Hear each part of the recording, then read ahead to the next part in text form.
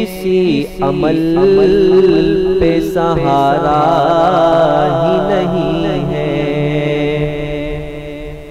ہر زاویے سے دیکھا جہاں تک نظر گئی، ہر زاویے سے دیکھا جہاں تک نظر گئی، رحمت کا اس کے کوئی کنارہ ہی نہیں ہے، رحمت کا اس کے کوئی کنارہ ہی نہیں ہے، اپنے کسی عمل پہ سہارا ہی نہیں ہے، سنتا بھی ہے سوال وہ دیتا بھی ہے جواب، سنتا بھی ہے سوال وہ دیتا بھی ہے جواب، غافل ہے تو کہ دل سے پکارا ہی نہیں ہے، غافل ہے تو کہ دل سے پکارا ہی نہیں ہے، اپنے کسی عمل پہ سہارا ہی نہیں ہے، اس کے سوا جھکائیں کہیں بھی بشر جبیں، اس کے سوا جھکائیں کہیں بھی بشر جبیں، یہ بات کبریا کو گوارا ہی نہیں ہے، یہ بات کبریا کو گوارا ہی نہیں ہے، اپنے کسی عمل پہ سہارا ہی نہیں ہے، محشر دکھائیں گے آقا کو کس طرح، محشر دکھائیں گے آقا کو کس طرح، محشر میں دکھائیں گے آقا کو کس طرح، آقا نے گر کہا یہ ہمارا ہی نہیں ہے، آقا نے گر کہا یہ ہمارا ہی نہیں ہے، اپنے کسی عمل پہ سہارا ہی نہیں ہے، توبہ کیے بغیر گزارا ہی نہیں ہے۔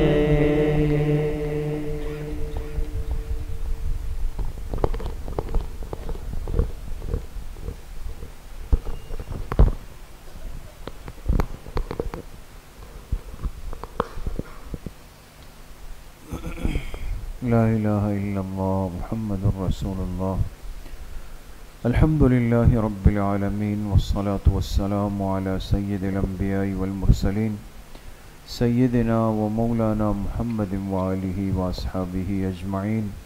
یا اللہ یا ارحم الراحمین، ہمارے صغیرہ کبیرہ ظاہراً باطناً ہر طرح کے گناہوں کو معاف فرما دے، یا اللہ پوری امت کے گناہوں کو معاف فرما دے، اپنی رضا والی زندگی نصیب فرما دے، نفس اور شیطان کے وساوس سے یا اللہ ہم سب کی حفاظت فرما دے، یا اللہ اپنی معصیت سے، اپنی نافرمانی سے، اپنی ناراضگی سے حفاظت فرما دے۔ یا اللہ ہم سب سے آج اپنی دوستی کا، اپنی رضامندی کا اعلان فرما دے۔ یا اللہ ہم آپ کے گھر میں ہاتھ اٹھا کر سائل بن کر بیٹھے ہیں۔ یا اللہ ہم سب ساتھی آپ کے گھر پہ توبے کے ارادے سے آئے ہیں، اپنی سابقہ گناہوں کی تلافی کے لیے آپ کے سامنے بیٹھے ہیں۔ یا اللہ یہ اس ماہ مبارک کا آخری عشرہ ہے جس کو جہنم کی آگ سے خلاصی کا عشرہ فرمایا گیا۔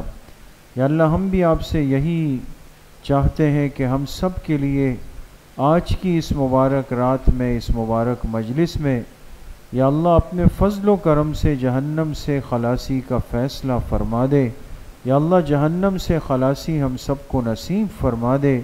یا اللہ اپنے دوستوں اور محبوبین کی فہرست میں ہم سب کو بھی شامل فرما لے۔ یا اللہ جو نافرمانیاں، کوتاہیاں، لغزشیں، نادانی کی وجہ سے ہوئی، اے اللہ توبہ طائب ہوتے ہیں، آپ کی طرف آتے ہیں۔ یا اللہ ہماری توبہ قبول فرما لے۔ یا اللہ ہم سے اپنے تعلق کا اظہار و اعلان فرما دے۔ پوری زندگی یا اللہ اتباع سنت میں گزارنے کی توفیق ہم سب کو نصیب فرما دے۔ یا اللہ شرک سے، بدعت سے، لہو و لعب سے، خرافات سے، رسومات سے ہم سب کی، ہماری نسلوں کی اور پوری امت کی یا اللہ حفاظت فرما دے۔ یا اللہ اس ماہ مبارک کی جتنی گھڑیاں، جتنے دن، جتنی راتیں باقی ہے، ایک ایک لمحے کی بھرپور قدردانی کی توفیق یا اللہ ہم سب کو نصیب فرما دے۔ اے اللہ جتنی زندگی آپ نے ہماری لکھی ہے، کتنے دن ہیں، کتنے مہینے ہیں، کتنے سال ہیں، آپ کے علاوہ یا اللہ کسی کے علم میں نہیں، لیکن یا اللہ آج کی رات ہم آپ سے یہ مانگتے ہیں جتنی زندگی باقی ہے یا اللہ ایمان اور اعمال و اخلاق کے ساتھ ہم سب کو نصیب فرما دے۔ یا اللہ بے ایمانی کی زندگی سے، بدعملی کی زندگی سے، بدعقیدگی کی زندگی سے، یا اللہ بد اخلاقی کی زندگی سے ہم سب کی اور ہماری نسلوں کی حفاظت فرما دے۔ یا اللہ پوری امت مسلمہ کی حالت پہ رحم فرما دے۔ یا اللہ پوری امت مسلمہ کو اپنی زندگی تبدیل کرنے کی توفیق نصیب فرما دے۔ یا اللہ موت سے پہلے موت کی تیاری کی توفیق نصیب فرما دے۔ یا اللہ جب دنیا سے جانے کا وقت آئے، زبان پہ کلمہ طیبہ لا الہ الا اللہ محمد الرسول اللہ کو جاری فرما دے۔ یا اللہ عذاب قبر سے ہم سب کی حفاظت فرما دے۔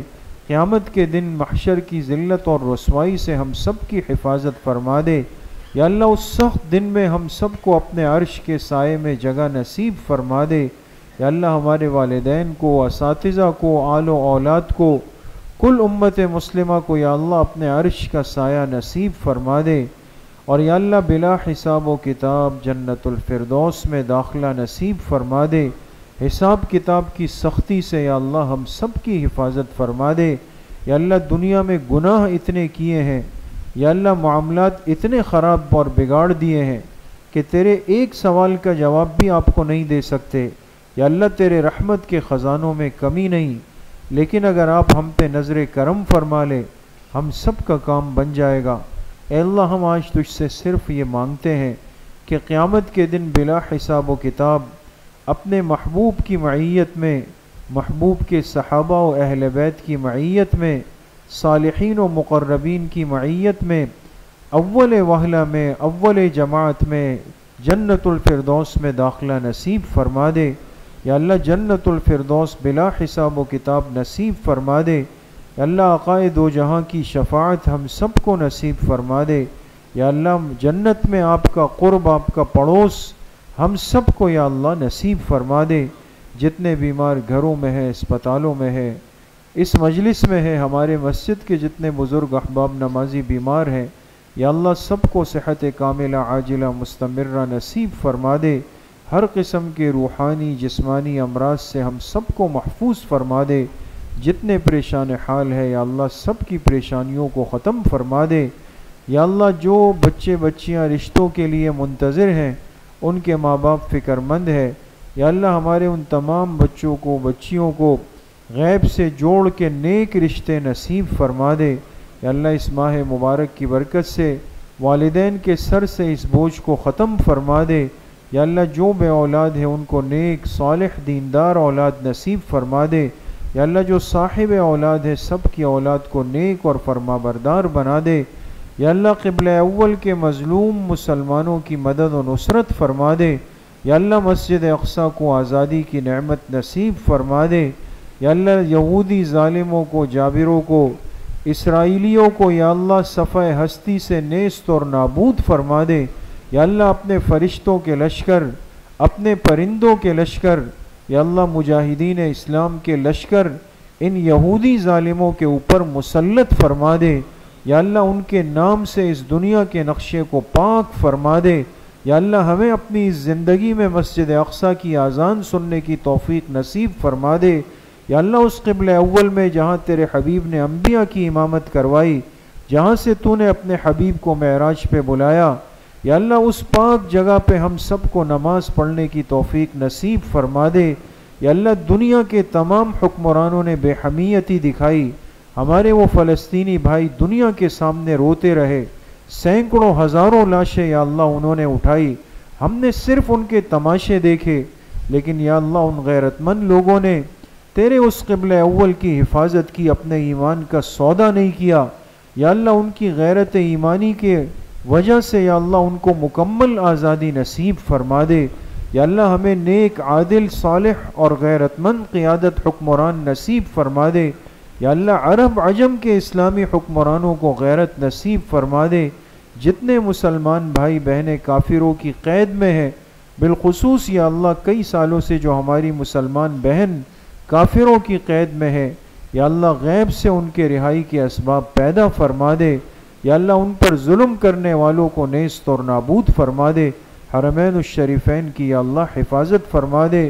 ہم سب کو وہاں کی حاضری بار بار نصیب فرما دے. عمرے اور حج بیت اللہ کی سعادت ہم سب کو نصیب فرما دے.